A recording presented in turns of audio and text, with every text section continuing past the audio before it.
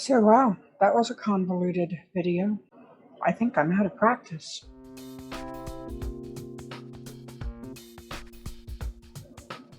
Hi, and welcome back to my channel. And Apple says hello. And see his nice little bow tie collar? And I got those for all of my kitties. I just haven't got them on the others yet. Anyway, so I thought I would just talk for a little bit tonight about what's been going on and why I've been absent for a couple weeks. First, just a little bit of general chatter. You know, in our state, we've gone not into lockdown again, but we've really pulled back. We're probably in modified phase 1 again because, of course, like everywhere, cases are spiking. And so, you know, things are, things are back to being very, very limited, which it needs to be, you know, it just needs to be.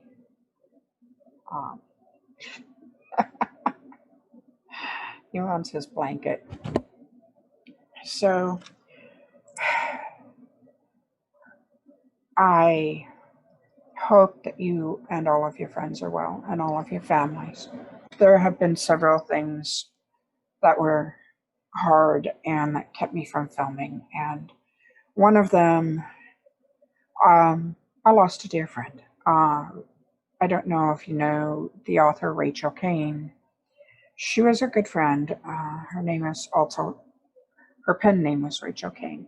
Her name is Rox. So when I talk about Rox, I talk about her, Roxanne.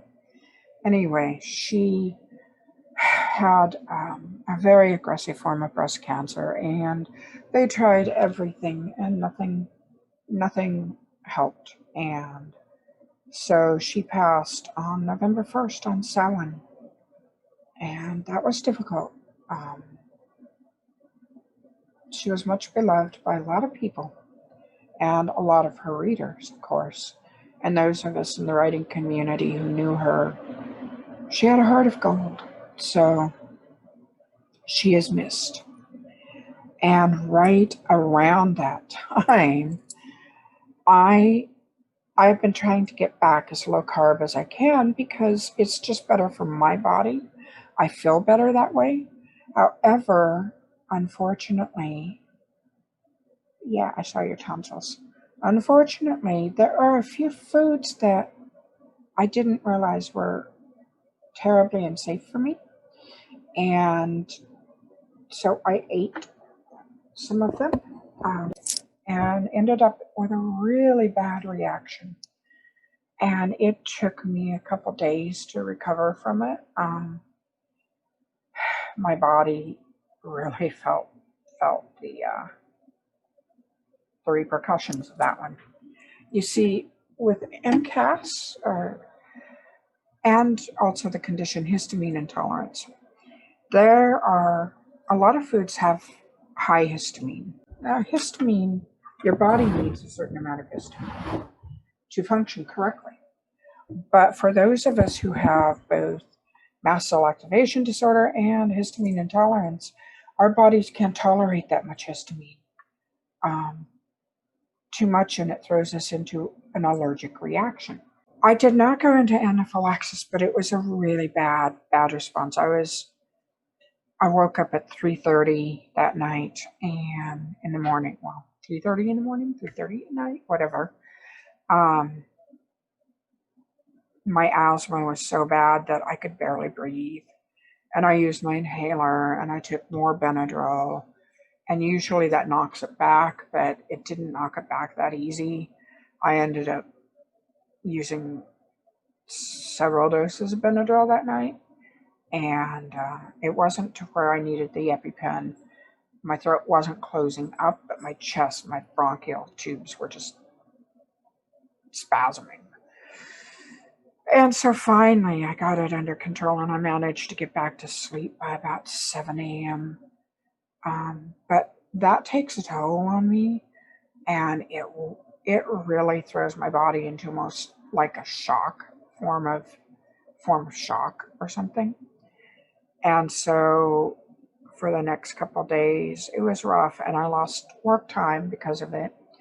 And it was just, it was one of those things where,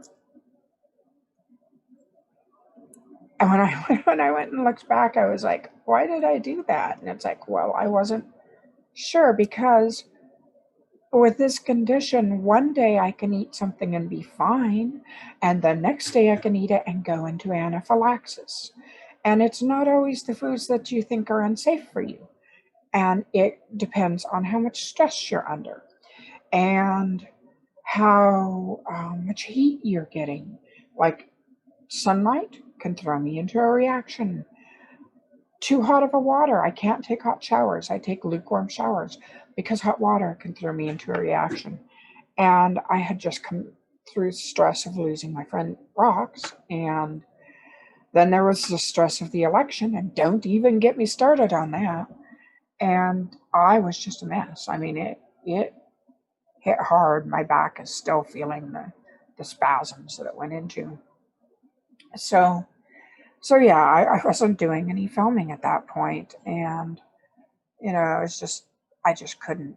So it's been a time. Things are a little calmer now. However, now on to more pleasant subjects. Starlight Web is at my editor's. She is working through it, and I put a rush on it, so she is working through it quickly. And I really hope I can have it out by the 7th as planned. If not, it will be out as soon as I get it back. I doubt if it will be out as late as the 21st. I don't think we'll get to that point. But, one way or another, it will come out, and I am so excited because I had a lot of fun writing it. My assistant, Jen, she went nuts over it. She loved it. She absolutely loved it. And I think paranormal women's fiction is a comfortable place for me to write. I also love writing urban fantasy. I'm not stopping the wild hunt, but it's a different form of book, and it's characters that I can identify with a little bit more. Just in terms of, she's a little older, January Jackson. The main character's a little older, and she's not super thin, and she was in a bad marriage and, got out of it and is rebuilding her life. And it's very paranormal, very magical, but it's got a different focus, and that makes me happy. All month long in December, in my Facebook group and on my blog, I will be having contests and giveaways and lots of fun posts, and basically doing a month-long launch party on it. So peek in. I will put the links below in the description box. Celebrate with me as I bring out this new series. As you can see, my office tree is up. I needed the sparkle. And I put it up earlier, and I decided I wanted a cooler, more icy look. So I took all the ornaments off of it. I wrapped blue lights around it and didn't plug in the multicolor ones. And I put on other ornaments that I had tucked away so that it's got more of an icy winter look. Because I'm really into that this year. I'm really into that feeling of icy winter. I don't know, it just makes me feel like it could be like a cushion. We don't get a lot of snow here, but when we do, there's a feeling where it just muffles everything.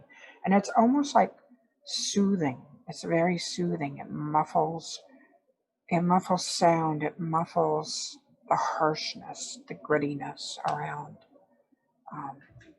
So yeah, I'm kind of hoping we get snow this year, obviously. Not for long. I mean, I don't want it for like weeks because we're not geared for it here, but I'd like to see a few inches, enough to stick around for a few days to take some pretty pictures and go out and just feel that icy coldness, that chill. And it'd be nice if it came while I had all my outside decorations up, because it would be very pretty to take pictures of them with snow for once. We usually get snow here in January if we're going to get snow. Sometimes February. Last year it was February. Or was it this year? I don't know. I suddenly realized I could barely remember what was going on in January and February this year. It's like, it feels like a world away, doesn't it? Oh, what else? Let's see. Coming videos.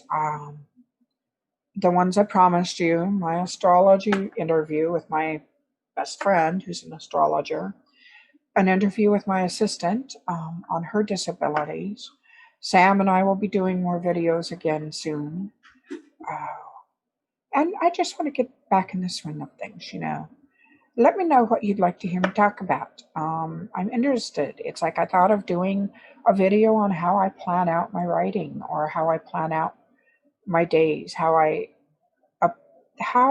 allocate my energy. Because I do have a chronic illness and I have to watch how much I do. So would you be interested in things like that? Me analyzing my books. I don't know. Tell me, what do you want to hear? For now, this is just very quick, summing up. Come over, play on Facebook, play on my blog with me.